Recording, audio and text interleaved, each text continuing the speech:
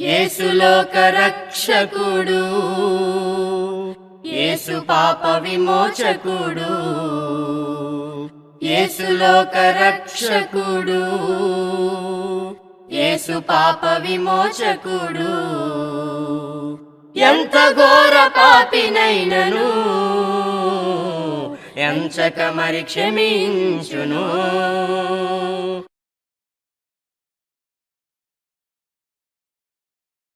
ప్రభునందు ప్రియ సోదరి సహోదరులకు రక్షకుడైనటువంటి యేసుక్రీస్తు నామములో నా వందనములు తెలియజేస్తూ ఉన్నాను. దేవుని యొక్క మహాదయను బట్టి, కృపను బట్టి ప్రభునందు ప్రియులారా, ఆత్మీయ జీవితం అనేటువంటి ఈ ప్రత్యేకమైన కార్యక్రమాల ద్వారా దేవుని వాక్యము మనం వినడానికి, నేర్చుకోవడానికి దేవుడు కృప చూపుతున్నారు. అందుని బట్టి నేను దేవునికి కృతజ్ఞతలు, స్తోత్రాలు చెల్లిస్తూ ఉన్నాను. ఈ ప్రత్యేకమైన కార్యక్రమంలో దేవుని యొక్క వాక్యం నుండి కొన్ని సంగతులు ఆలోచన చేద్దాం. క్రైస్తవ జీవితము అనేటువంటి దాని గురించి ఆలోచన చేద్దాం. ప్రభునందు ప్రియులారా, ఈనాడు అనేక మంది దేవుని గురించి చెప్తూ ఉంటారు, భక్తిని గురించి మాట్లాడుతూ ఉంటారు, ఆరాధన గురించి మాట్లాడుతూ ఉంటారు, ఆజ్ఞల గురించి మాట్లాడుతూ ఉంటారు, అనేక విషయాలు చెప్తూ ఉంటారు. కానీ వాటిని గురించి ఆలోచించేటువంటి వారు బహు తక్కువ. యేసు ప్రభువు వారు భూమి మీదకి మానవుడిగా వచ్చినటువంటి దినములలో ఆనాటి సమాజము లేదా ఆ యూదుల యొక్క జనాంగాన్ని ఆయన చూసినప్పుడు వారు కూడా ఎలా కనపడ్డారంటే, అక్కడ బోధిస్తున్నటువంటి వారు శాస్త్రుల పరిశీలన గురించి యేసు ప్రభువు వారు చాలా సంగతి మాట్లాడారు. మీరు చెప్పిదిరే కానీ చెయ్యరు అన్నారు. అంటే కేవలము బోధించుకోవడం మాత్రమే వాళ్ళు ఆలోచన కలిగి ఉన్నారు, కానీ ఆ బోధ వారి జీవితాల్లో కనబడలేదు. యోహాను 3వ పత్రికలో గాయు అనేటువంటి ఒక ఆయన కూర్చున్నటువంటి జీవితం మనకి గ్రంథం తెలియజేస్తుంది. ఆయన కూర్చున్నటువంటి గొప్ప సాక్ష్యాన్ని మనం చూస్తాము గ్రంథంలో. యోహాను 3వ పత్రిక 5వ వచన భాగము. ప్రియుడవారు పరదేశులైనను సహోదరులుగా ఉన్నవారికి నువ్వు చేసిందల్లా విశ్వాసకు తగినట్టుగా చేయుచున్నావు. వారిని ప్రేమను గురించి సంఘం ఎదుట సాక్ష్యం ఇచ్చిరి. ప్రభునందు ప్రియులారా, గాయు అనేటువంటి ఒక ఆయన గురించి సంఘంలో ఒక సాక్ష్యం ఉంది. ఏంటి సాక్ష్యం అంటే, ఆయన ప్రేమ కలిగిన వాడు. ఈనాడు నీ జీవితంలో, నా జీవితంలో, ఈ క్రైస్తవ జీవితంలో ప్రేమ కలిగినటువంటి పిల్లలుగా మనం ఉన్నామా? ప్రేమ కలిగినటువంటి జీవితాలు మనం కలిగి ఉన్నామా? అట్టి సాక్ష్యము సంఘములో మనకు ఉందా? నేను ఉన్నటువంటి సంఘంలో అట్టి సాక్ష్యం ఉందా?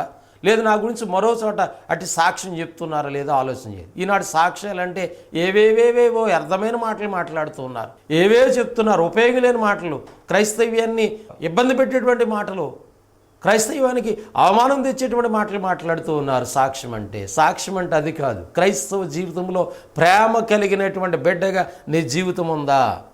అట్టి సాక్ష్యం నీకుందా? నాకుందా? ఆలోచన చేయాలి. ప్రభునందు ప్రియులారా, ఎంత ప్రేమ కలిగినట్టు గాయుని గురించి చెప్పబడుతుంది.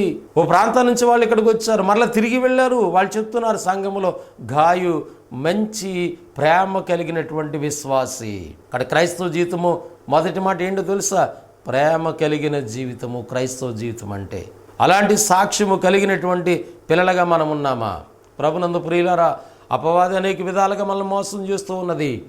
మత్తయి రాసిన సువార్త 24వ అధ్యాయం 12వ వచన భాగాన్ని మనం గమనించినట్లయితే అక్కడ దేవుని వాక్యం మనకేం తెలియజేస్తుందంటే, అక్రమము విస్తరించుడి చేత అనేకుల ప్రేమ చల్లారిపోతుందని ఉందండి. ప్రభునందు ప్రియులారా, ప్రారంభంలో దేవుడంటే ప్రేమ, దేవుడంటే భయం, ఇతరుల పట్ల ప్రేమ కలిగి ఉంటాం. కానీ మనలోకి అక్రమం వచ్చేస్తుంది, క్రమం పోతుంది. ఎందుకంటే ఈనాడు ప్రారంభంలో ఉన్నటువంటి దశ ముగింపు గొత్తులోకి ఉండట్లేదు చాలామందికి. ప్రారంభంలో దేవుడు అంటే భయం ఉంటుంది. అయ్య బాబా, ఏమి తప్పుడు పనులు చేయకూడదు, తప్పుడు మాటలు మాట్లాడకూడదు అని ఆలోచిస్తారు. కానీ సీనియర్ కొద్ది చెడిపోయే విషయాలు ఎక్కువ ఉన్నాయి, సత్యహీనులు అయిపోతున్నారు. కనుక ఇక్కడ అక్రమం విస్తరించే చేత క్రమం పోతుంది. నీ జీవితంలో క్రమం లేదు. అందుకే యేసుప్రభు అన్నాడు, ప్రభువా అని పిలిస్తే పరలోకం రాదు, నేను చెప్పిన మాటల ప్రకారంగా మీరు చేస్తేనే పరలోకం వస్తుంది. ఏంటి మాటలు? ఇదిగో నన్ను కలిగి ఉన్న వాళ్ళు క్రైస్తవులు అవుతున్నారు, క్రైస్తవ జీవన విధానం ఉంది, అందులో మొదటిది ఏంటంటే ప్రేమ కలిగిన జీవితము. కాబట్టి అలాంటి జీవితం మనం కలిగి ఉంటున్నామా? అందుకే ఇక్కడ ఎప్పుడైతే అక్రమం విస్తరించిందో అనేకుల ప్రేమ చల్లారిపోతుంది. కనుక వాళ్ళు ప్రభు రాకడికి ఆయనకి అసహాయమైనటువంటి బిడ్డలుగా కనపడతారు, చేయడానికి కార్యాలు చేసేవారుగా ఉంటారు. బయటికి మాత్రం మేము ప్రభుని ఎరిగిన వారమని చెప్పుకుంటారు. తీతు పత్రిక రాయించడండి ఆ మాట, దేవుని ఎరుగుదమని చెప్పుకుందరు కానీ వారు అసహ్యులను, అవిధేయులను, ప్రతి సత్కార్య విషయమే భ్రష్టులై ఉండి తమ క్రియల వలన దేవుణ్ణి ఎరగనట్టు. వాళ్ళు చేసే పనులు చూస్తే దేవుణ్ణి ఎరిగిన వాళ్ళు చేసే పనులు కాదు, కానీ దేవుణ్ణి ఎరగనోళ్ళు చేసే పనులు చేస్తారు. కానీ వాళ్ళు ఏం చెప్పుకుంటారంటే మేము దేవుణ్ణి ఎరిగి ఉన్నాము, మేము దేవుణ్ణి నమ్మి ఉన్నాము, నేను బోధ చేస్తున్నాను, నేను సేవకుడినే, నేను విశ్వాసం అని చెప్పుకుంటారు. కానీ నీ జీవితంలో ఏం లేదు, ప్రేమ కలిగిన జీవితం లేదు. ఎందుకంటే నీలో అక్రమం విస్తరించింది. కానీ చాలా జాగ్రత్తగా క్రైస్తవ జీవిత విధానాన్ని మనం ఆలోచన చేయాలి. ప్రభునందు నా ప్రియమైనటువంటి వారులారా, ఇంకా ఈ ప్రేమను గూర్చినటువంటి విషయాలు పరిశుద్ధ గ్రంథంలో ఎన్నో సంగతులు దేవుడు మనకు వ్రాయించారు. అపోస్తలుడైనటువంటి పౌలు ఒక అధ్యాయాన్ని రాశారు. కొరింథీయులకు రాసిన మొదటి పత్రిక 13వ అధ్యాయం అంతా కూడా ప్రేమను గూర్చినటువంటి సంగతులు రాశారు. ఇది చాలా ప్రాముఖ్యమైన అధ్యాయం. ఇది ప్రేమ ఎంత అవసరమో, ప్రేమ లేకపోతే, ప్రేమ కలిగిన జీవితం లేకపోతే నువ్వెన్ని చేసినా కూడా వ్యర్థమని చెప్పాడు ఆయన. తన జీవితాన్ని మనకు తెలియజేస్తూ భక్తుడైనటువంటి పౌలు రాసినటువంటి లేఖన భాగములు మనం పరిశీలన చేస్తూ ఉన్నాం. మనుషుల భాషతోనూ దేవదూతల భాషలతోనూ నేను మాట్లాడినను. ప్రభునందు ప్రియులారా, ఆలోచన చేయండి. పౌలు గారు ఏం తెలియజేస్తున్నారంటే, నేను మనుషుల భాషతోనూ దేవదూతల భాషతోనూ మాట్లాడినను. మనుషులు ఎన్ని భాషలు మాట్లాడతారో అన్ని భాషలు మాట్లాడితే ఏమంటాం మనం? మన దేశ మాజీ ప్రధాని ప్రియులు పివి నరసింహారావు గారు 15 భాషలు మాట్లాడేవారు. మన దేశానికి గొప్ప గర్వకారణం. ఎస్, చాలా మంచిదే. ఆయన 15 భాషలు మాట్లాడేవారు. గొప్ప వ్యక్తిగా ఆయన్ని మనం గణపరుచుకుందాం. కానీ పౌలు అంటున్నాడు, ప్రభునందు ప్రియులారా, లోకంలో అనేక భాషలు తెలిసినటువంటి వ్యక్తి చాలా గొప్పవాడే, ఆయన బట్టి మనం అభినందించాలి. కానీ క్రైస్తవ జీవితం వచ్చేసరికి పౌలు ఏమంటున్నాడంటే, నేను మనుషుల భాషలతో మాట్లాడినను, దేవదూతల భాషలతో మాట్లాడినను, ప్రేమ లేనివాడనైతే నేను వ్యర్థుడను. ఆలోచన చేయండి ప్రభునందు ప్రియులారా, ప్రేమ కలిగిన జీవితం ఎంత గొప్పదో క్రైస్తవ జీవిత విధానంలో. ఏంటి, దేవదూతల భాషలతో మాట్లాడతాడా, మనుషుల భాషలతో మాట్లాడతాడా? కానీ ఏమి లేదంట, ప్రేమ లేకపోతే ఏమైంది? వ్యర్థమాట. అంటే నువ్వు ఎన్ని భాషలు మాట్లాడినా వ్యర్థమే క్రైస్తవుడిగా. ఈనాడు రకరకాల భాషలు, అర్థం కాని భాషలు మాట్లాడుతూ ఉన్నారు. భాషలు మాట్లాడుతారంటే ఏంటి భాష? భాషకు ఒక లిపి ఉంటుంది, భాషకు ఒక అర్థం ఉంటుంది. కాబట్టి అర్థం కాని భాషలు మాట్లాడి ఆయన గొప్ప మేధావి, గొప్పవాడు, గొప్ప దైవజనుడు నేను పొగిడేస్తూ ఉన్నారు. కానీ వాళ్ళు ప్రేమ ఉందో లేదో తెలియదు. ప్రేమ ఉంటే వాడు అలా చేయడే. పౌలు ఏమంటున్నాడు, మనుషులు భాషతో, ఆయన పౌలు అపోస్తుడైన పౌలు మొదటి శతాబ్దంలో ఉన్నాడు. ఆ మొదటి శతాబ్దంలో భూమి మీద ఎన్ని భాషలు అయితే ఉన్నాయో, మనుషులు ఎన్ని భాషలు అయితే మాట్లాడతారో అన్ని భాషలతో నేను మాట్లాడతాను. అలాగే దేవదూతల భాష కూడా నాకు వచ్చు, అయినా కూడా నేను ప్రేమ లేని వాడినైతే నా జీవితం వ్యర్థం అన్నాడు. అంటే క్రైస్తవ జీవితంలో ప్రేమ ఎంత అవసరమో ఆలోచన చేయండి. ఈనాడు ప్రేమ కలిగిన జీవితాలు కొదవైపోతున్నాయి. అంటే నువ్వు క్రైస్తవ జీవితం జీవించట్లేదు, క్రైస్తవుని అని చెప్పుకుంటున్నావు, కానీ ప్రేమ లేదు నీలో. మొదటిగా దేవుడు చూస్తుంది ఏంటంటే ప్రేమనే చూస్తాడు నీలో. రెండో మాటను మనం ఇక్కడ గమనించినట్లయితే, ప్రవచించు కృపావరము కలిగి మర్మములన్నీ జ్ఞానమంతి ఎరిగిన వాడినైనను. ఏమంటే ఇక్కడ మర్మము, దేవుని మర్మాలు ఎన్నైతే ఉన్నాయో అన్నీ నాకు తెలుసు. ప్రవచించేవాడిని, చక్కటి బోధ చేస్తూ ఉన్నాను, దేవుని జ్ఞానమంతి ఎరిగిన వాడును. ఇంకా చూస్తే కొండలను పెకలింపగల పరిపూర్ణ విశ్వాసం గలవాడినైనను. ఇది మామూలు విషయం కాదండి ప్రభునందు ప్రియులారా.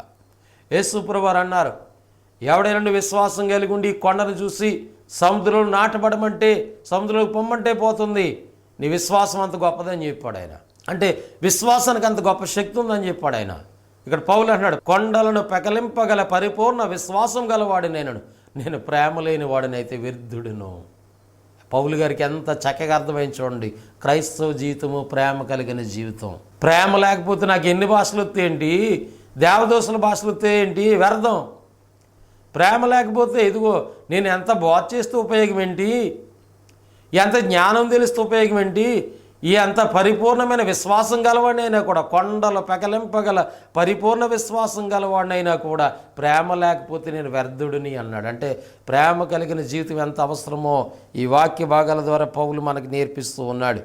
మూడో మాట, బీదల కొరకు నా ఆస్తి అంత ఇచ్చినను, కాల్చబడుటకు నా శరీరం అప్పగించినను, ప్రేమ లేనివాడినైతే నాకు ప్రయోజనం లేదు. ఇది మామూలు విషయం కాదు ప్రభునందు ప్రియులరా.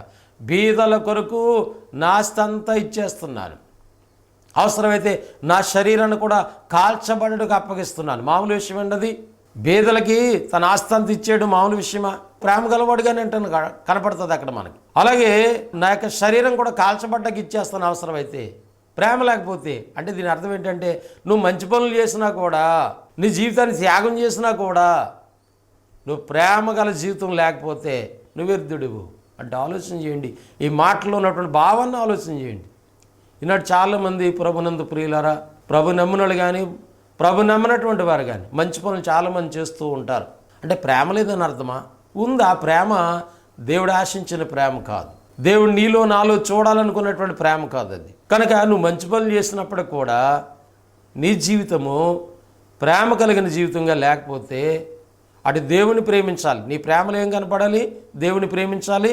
దేవుని పోలికగా పుట్టిన మానవుని కూడా ప్రేమించాలి. ప్రేమతోనే నువ్వు సత్యం చెప్పాలి. నువ్వు సత్యం చెప్తూ క్రీస్తులాగా ఎదగాలి. నీ ప్రేమను కూర్చొని సాక్ష్యం ఉండాలి నీకు సంఘంలో. అలాంటి జీవితం నీకు ఉందా? అలా లేకపోతే నీ ఆస్తి అంతా ఇచ్చినా కూడా, నీ శరీరాన్ని ఇచ్చినా కూడా నువ్వు ప్రేమ లేని వాడివైతే వ్యర్థం అంటున్నాడు. ఎందుకంటే ప్రేమలో గొప్ప కార్యం ఉంది ప్రభునందు ప్రియులారా. ఏంటి అని మనం ఆలోచన చేసినట్లయితే, ప్రేమ దీర్ఘకాలము సహించును, దయ చూపించును, ప్రేమ మచ్చరపడదు, ప్రేమ డంబముగా ప్రవర్తించదు. ప్రేమ ఏం చేస్తుందంటండి? దీర్ఘకాలము సహిస్తుంది. దేవుడు నిన్ను నన్ను ప్రేమించాడు గనక యేసు ప్రభు నీ లోకాన్ని పంపించాడు. ఇంకా ఎవరు కూడా నశించిపోకూడదని మన ఎడల దీర్ఘశాంతము చూపుతున్నాడు. కాబట్టి దేవుని ప్రేమలో దీర్ఘశాంతం ఉంది. కాబట్టి ప్రభువు రాకడ ఆలస్యం అవుతుంది. దీన్ని చాలామంది ఆయన రాళ్లే ఆలస్యం అవుద్దులే అలాగే చెప్తారులే అని వీళ్ళ భక్తి జీవితాలని, విశ్వాస జీవితాలని, ప్రేమ కలిగే జీవితాలు లేకుండా వ్యర్థంగా జీవిస్తూ ఉన్నారు. ఇతరులు కూడా మన జీవితాలను బట్టి వాళ్ళు భయపడలే. ప్రభు రాకడికి ఎలా ఉంటుంది అనేటువంటిది మన జీవితాలు వాళ్ళకి తెలియజేయనట్లే. ఎందుకంటే మనము కూడా లోకస్తుల వలె జీవిస్తూ ఉన్నాం. కానీ దేవుని యొక్క ప్రేమ దీర్ఘశాంతం చూపింది. అందుకే ఆయన రాకడ ఎవరూ నశించిపోకూడదని ఆయన ఆలస్యం చూస్తున్నాడని గ్రంథంలో మనం చూస్తాం. అలాగే నీవు కూడా ప్రేమ కలిగినటువంటి బిడ్డగా ఉంటే దీర్ఘశాంతం కలిగిన వాడిగా ఉంటావు. ప్రభు రాకడిని అపేక్షిస్తావు. నిరీక్షణ కలిగినటువంటి బిడ్డగా మనం జీవించగలుగుతాం. అలాగే ప్రేమలో ఏముందంటే దయ చూపిస్తుందంటండి. ప్రేమ కలిగి ఉంటేనే ఇతరుల పట్ల మనం దయ కలిగినటువంటి వారిగా ఉంటాము. అలాగే ప్రేమ మత్సరపడదు. మత్సరం అంటే ప్రభునందు ప్రియులారా చెడ్డ కళ్ళు. చెడ్డ కళ్ళు అంటే కళ్ళు పాడైపోవడం అని అర్థం కాదు. ఇతరులు బాగుంటే వారవలేరు, ఇతరులు భక్తిగా ఉంటే వారవలేం. మనం భక్తిహీనం అనుకోండి, ఎదటివాడు కూడా భక్తిహీనుడిగా ఉండాలనుకుంటాం. వాడు కనుక భక్తిగా ఉంటే మనం ఓర్చుకోలేం. అలాంటి భక్తి పరులుగా మనం ఉంటాకి ఇష్టపడం. నేను చూస్తూ ఉంటాను, అనేక మంది జీవితాలు నేను పరిశీలన చేస్తూ ఉన్నాను.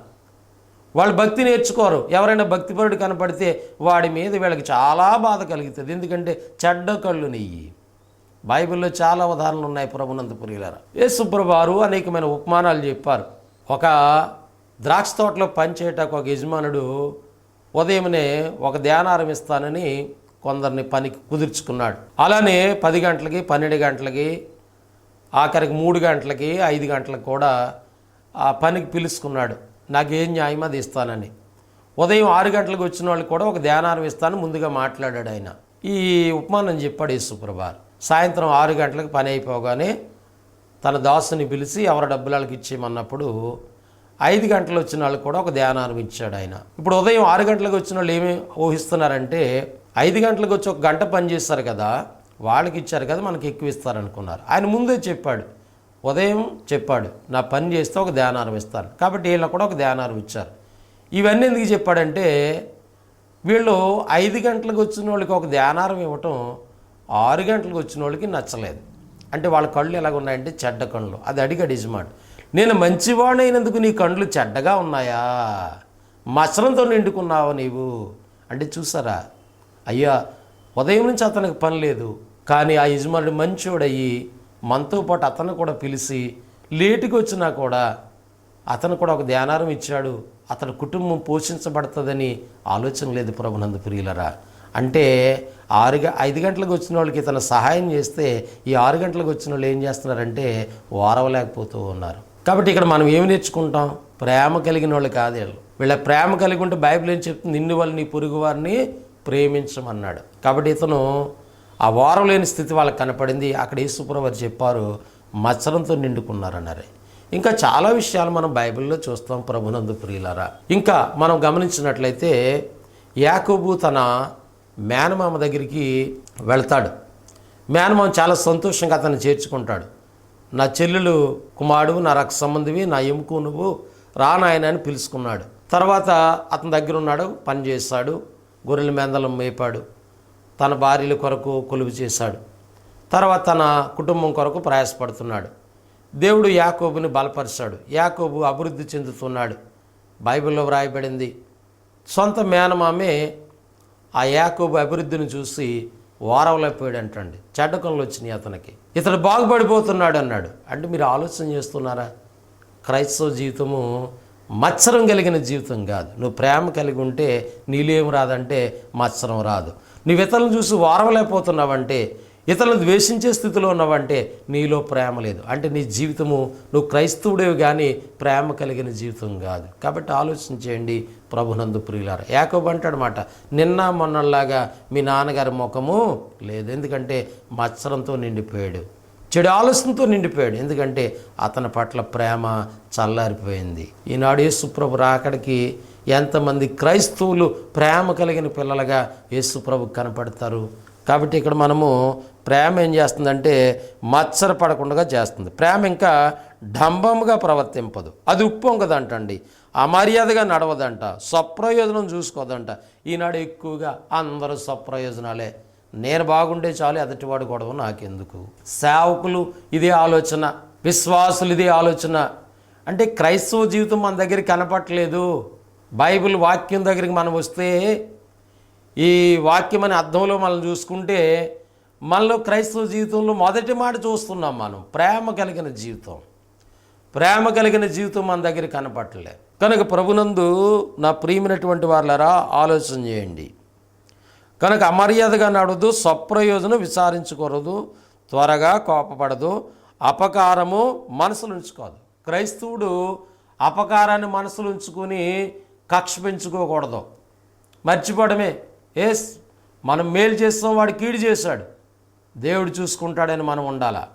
అంతేగాని అపకారాన్ని మనసులో ఎట్టుకొని కుళ్ళిపోయి కృషించిపోయి ద్వేష కక్షలు కలిగినటువంటి వాడిగా ప్రేమ లేని జీవితాలు మనం కలిగి ఉండకూడదు. యేసుప్రభుని ఎంత హేళన చేశారు, యేసుప్రభుని ఎంత బాధించారు. ఆయనను ప్రేమ చూపాడు. తండ్రి వీరేమి చేస్తున్నారో వీరెరుగురు. ప్రేమ కలిగిన జీవితం ప్రభుది.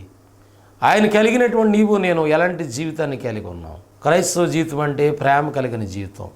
ఈ జీవితం నీలో నాలో లేకపోతే చాలా కష్టం ప్రభునందు ప్రియులారా. ఆ దేవునికి ఇష్టమైన జీవితాలు కాదు. ఈ కొరింథీలో ఉన్న సంఘానికి పౌలు గారు ఇటు సంగతులు జ్ఞాపకం చేస్తాడు. ఈ పత్రిక ముగింపులో కూడా, కాగా విశ్వాసము, నిరీక్షణ, ప్రేమ ఈ మూడు నిలుచును, వీటిలో శ్రేష్టమైంది ప్రేమయే. చూస్తారా, యేసుప్రభు రెండో రాకడలో ఏం చూస్తాడంట? నిరీక్షణ, విశ్వాసము, ప్రేమ. దీంట్లో మొదటిదేది ప్రేమ.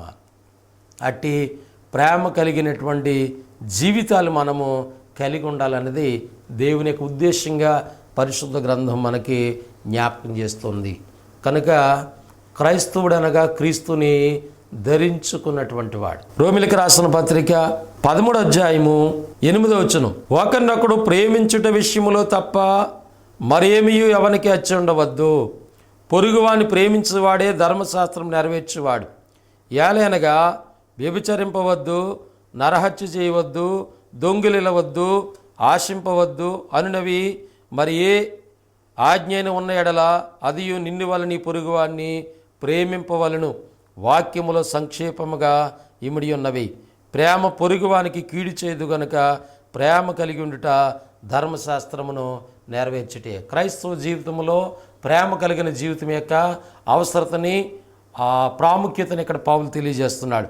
ఒకరినొకడు ప్రేమించే విషయంలో తప్ప ఎవరికి అప్పు ఉండద్దు. క్రైస్తవులు మన జీవితంలో కొన్ని సమస్యలను బట్టి, అవసరతలను బట్టి అప్పు చేస్తాం. అప్పు చేయడం తప్పు కాదు, అప్పు తీర్చకపోవడం పాపం.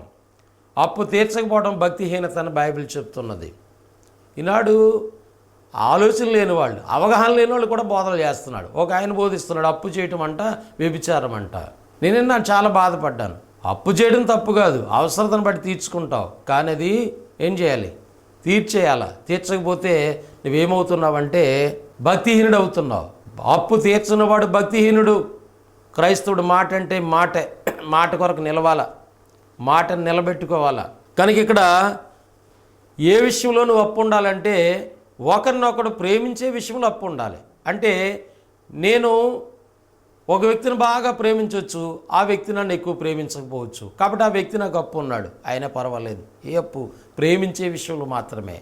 వేరే విషయాల్లో, భౌతికపరమైన విషయాల్లో అవి ఖచ్చితంగా తీర్చుకోవాలి. కానీ విషయాల్లో ఒకరినొకరు ఎక్కువగా ప్రేమించే వారుగా ఉండాలని గ్రంథం తెలియజేస్తుంది. ప్రేమించడం ద్వారా మనం ఏమవుతున్నామంటే పొరుగువాడిని ప్రేమించేవాడే ధర్మశాస్త్రం. ధర్మశాస్త్రం పాత నిబంధనలు ఉన్న ఆజ్ఞలన్నీ కూడా ఏం చెప్తున్నాయంటే నిన్ను వల్ల నీ పొరుగువాడిని ప్రేమించాలని చెప్పింది. నిన్ను వల్ల నీ పొరుగువాడిని ప్రేమించేవాడు ఏం చేస్తాడంటే వాళ్ళకి హాని చేయడు, నష్టం చేయడు, మోసం చేయడు. ఇలాంటి ప్రేమ కలిగిన జీవితాలు ఉంటాయి. వాళ్ళ ఇద్దరు వ్యక్తులు ప్రేమ కలిగిన జీవితం జీవిస్తే వాళ్ళు ఒకరినొకరు మోసం చేసుకోరు, వారు ఒకరినొకరు ద్వేషించుకోరు, వారు ఒకరి పట్ల ఒకరు మోసయుక్తమైన కార్యాలు కలిగి ఉండరు. అందుకని ఇక్కడ చెప్తున్నాడు పౌలు, ఏలి అనగా వ్యభిచరింపవద్దు, నరహత్య చేయవద్దు, దొంగిలించవద్దు, ఆశింపవద్దు అన్నవి మరి ఏ ఆజ్ఞ ఉన్న ఎడల అవన్నీ నిన్ను వల్ల నీ పొరుగువాడిని ప్రేమించనే మాటలు ఉంది. ఎందుకనంటే ప్రేమ ఏం చేయదంటే ప్రేమ పొరుగువానికి కీడు చేయదు గనుక ప్రేమ కలిగి ఉండాలి. ప్రేమ కలిగి ఉంటే మనం ఏం చేస్తాం? అతను మోసం చేయి. ఈనాడు లోకం ఎలాగుంది? ఒకరినొకడు మోసం చేసుకుంటూ ఉన్నారు, ఒకడి పట్ల ఒకడు అబద్ధం ఆడుతూ ఉన్నాడు. ఇవన్నీ కూడా క్రైస్తవులకు వచ్చేస్తున్నాయి. కారణం ఏంటంటే క్రైస్తవ్యంలో ప్రేమ కలిగిన జీవితాలు కొదవైపోతున్నాయి. క్రైస్తవులు అబద్ధం ఆడడం ఏంటి? క్రైస్తవులు ఒకడికొకడు కీడు చేసుకోవడం ఏంటి? కీడు ఎందుకు చేస్తారు? వాళ్ళు ఎవడైనా మనకు కీడు చేశాడని తెలితే దేవుడు ఏం చెప్పాడు?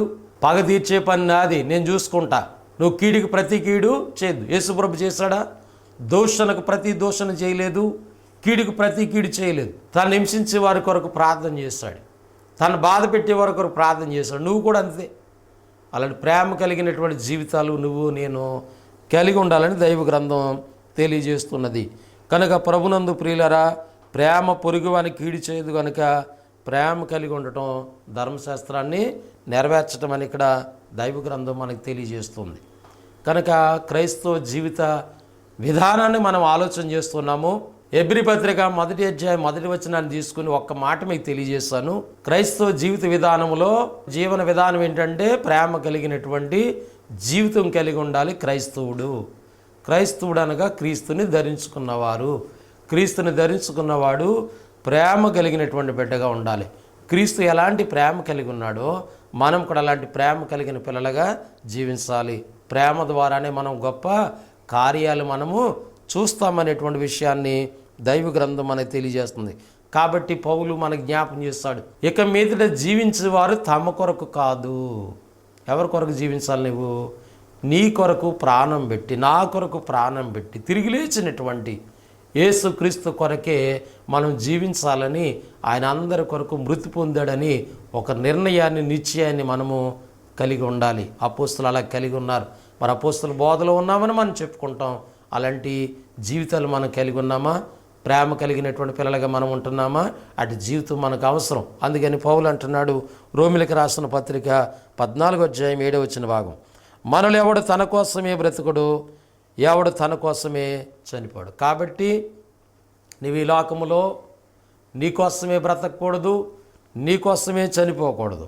మనం బ్రతికినను ప్రభు కోసమే బ్రతుకుచున్నాము, చనిపోయినను ప్రభు కోసమే చనిపోతున్నావు. కాబట్టి ప్రేమ కలిగిన జీవితం ఏం చేస్తుందంటే ప్రభు కోసం బ్రతికేటట్టు చేస్తుంది. అవసరమైతే ప్రభు కోసం చనిపోతాం. పౌలు అంటాడు, బ్రతుకుడే క్రీస్తే, చావైతే నాకు మేలు లాభము అన్నాడు ఆయన. కాబట్టి మనం బ్రతికినను ప్రభు కోసమే బ్రతుకుచున్నాము, చనిపోయిన ప్రభు కోసమే చనిపోవచ్చును. కాబట్టి మనం బ్రతికినను చనిపోయిన ప్రభు వారమే ఉన్నాం. కాబట్టి ఈ లోకంలో నీవు నేను బ్రతికామా? ప్రభు బిడ్డలుగా, ప్రేమ కలిగిన బిడ్డలుగా జీవించాలి. ఒకవేళ చనిపోయామా? ప్రభు కోసమే చనిపోవాలి. ఈనాడు ప్రభు కోసం చనిపోకుండా లోకములో వాటి వరకు చనిపోయి మేము కూడా క్రైస్తవులని చెప్పుకునేటువంటి దౌర్భాగ్యమైనటువంటి స్థితుల్లోకి క్రైస్తవం వెళ్ళిపోతూ ఉన్నది. దాన్ని చూసి చాలామంది గొప్ప జీవితాలు అనుకుంటున్నారు. చాలా జాగ్రత్తగా ఆలోచన చేయండి. క్రైస్తవ జీవిత విధానము మొదటి మాట మీకు ప్రేమతో నేను తెలియజేస్తాను.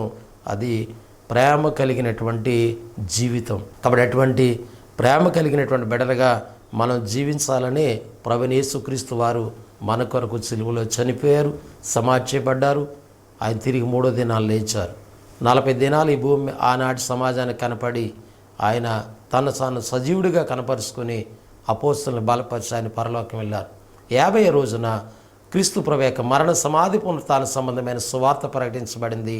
3,000 మంది ప్రత్యేకింపబడి క్రీస్తు సంఘముగా వారు క్రీస్తులో పాప క్షమాపణ కొరకు బాప్తిసం పొంది సంఘముగా వాళ్ళు చేర్చబడ్డారు.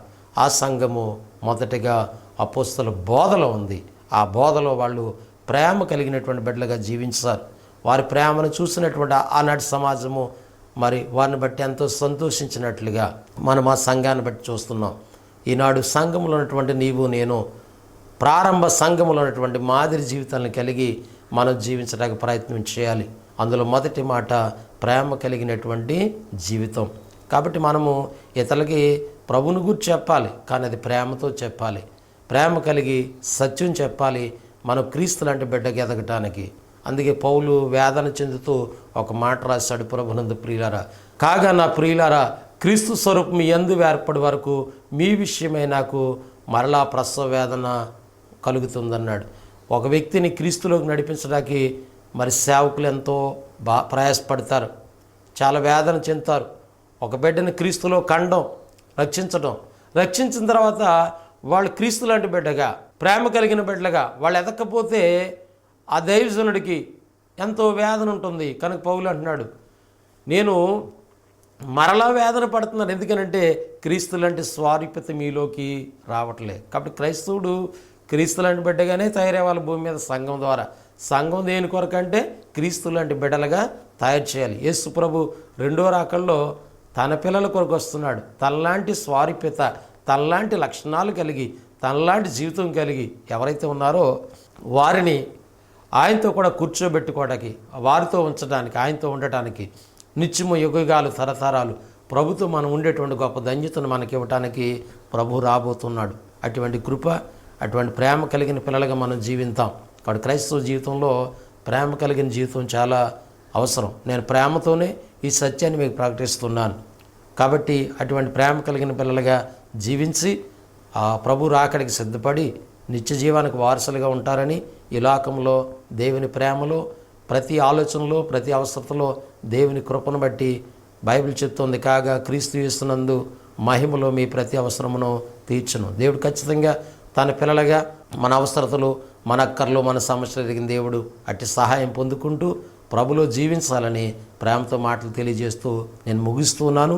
మీ అందరికీ నా వందనములు. ప్రేమ కనికరము దయగలిగిన మా తండ్రి, నీ పరిశుద్ధమైన నామమునకు స్తుతి స్తోత్రాలు, వందనాలు, కృతజ్ఞతలు చెల్లిస్తూ ఉన్నాం. మీ కృపను బట్టి, ప్రేమను బట్టి, ఆత్మీయ జీవితమైనటువంటి కార్యక్రమం ద్వారా మీ వాక్యం ప్రకటించడానికి, నేర్చుకోవడానికి, వినడానికి కృప చూపారు.